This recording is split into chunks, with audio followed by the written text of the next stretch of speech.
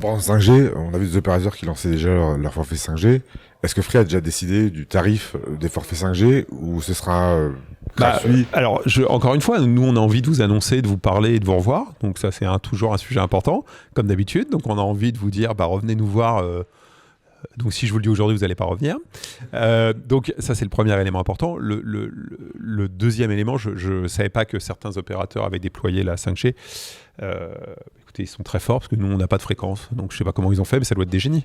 Est-ce que vous avez une date pour déployer la 5G? Est-ce que, par exemple, les antennes qui sont déployées ces dernières années... Je sais pas, moi j'ai entendu certains opérateurs qui pensaient qu'il n'y avait pas besoin de 5G pour l'instant, il fallait la retarder. C'est pas notre avis. Nous, on pense qu'on a besoin de la 5G pour deux raisons. La première, c'est que vous consommez toujours plus de débit et que cette consommation toujours supplémentaire de débit, on a besoin de spectre pour avancer, pour déployer, pour que vous puissiez en bénéficier. Ça, c'est le premier élément.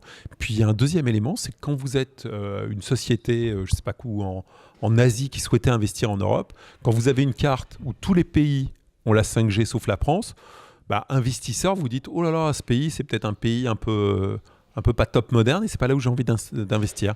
Donc pour l'attractivité, je suis désolé, c'est un gros mot, mais l'attractivité de la France, je pense que c'est important qu'on ait rapidement de la 5G qui fonctionne sur le territoire. Mais la Free a quand même un réseau 5G, parce qu'on ne le voit pas trop sur les... Nous, on déploie, encore une fois, on ne fait pas de marketing, on ne fait pas de tests, on n'affiche pas des 3 antennes pour faire genre dans un coin. Donc, ce n'est pas dans notre nature. Notre nature à nous, c'est de déployer un réseau et de l'allumer. Et c'est assez classiquement dans notre histoire. Donc, aujourd'hui, on déploie des équipements, on déploie des antennes pour avoir, le jour où on aura les fréquences nécessaires, la possibilité d'ouvrir. Alors une date, c'est la fin de l'année ou... Ça dépend de l'appel d'offres. Donc dès qu'on a l'appel d'offres et les fréquences, je ne vais pas vous dire qu'on appuie sur le bouton et que ça s'allume automatiquement. C'est un peu plus compliqué que ça. Mais c'est l'esprit. D'accord. Justement, il me semble qu'il y a la DG de Verizon aux États-Unis qui a dit que pour faire du sans fil, il fallait du fil. Donc Free, on le sait, a fibre quasi tous ses sites. Bouygues, c'est pas le cas. Bouygues a cherché 1 milliard pour pouvoir les fibrer. Est-ce que vous pensez faire la différence sur ce point-là?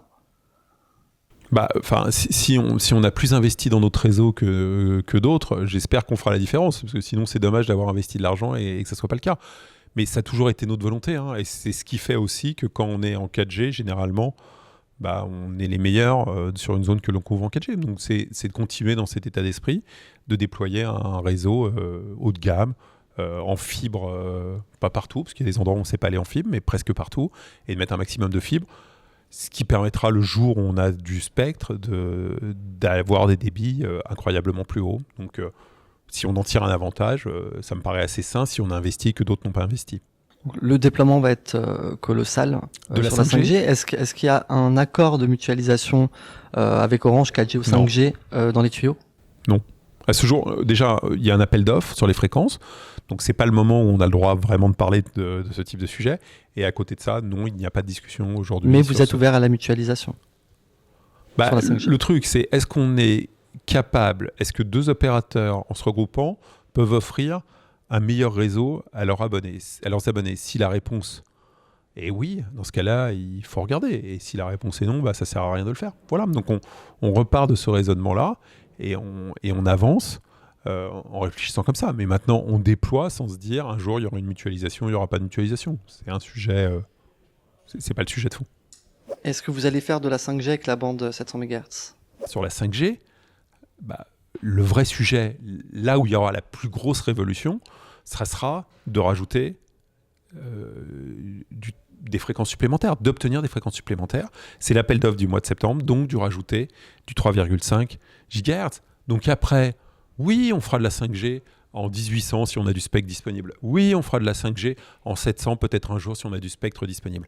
Mais aujourd'hui, le vrai spectre pour aller faire de la 5G, c'est le 3 GHz, donc il faut qu'on se le voit attribuer. Et puis après, il y a d'autres bornes de fréquence. Si on a disponibilité de spectre, on le lancera aussi ailleurs.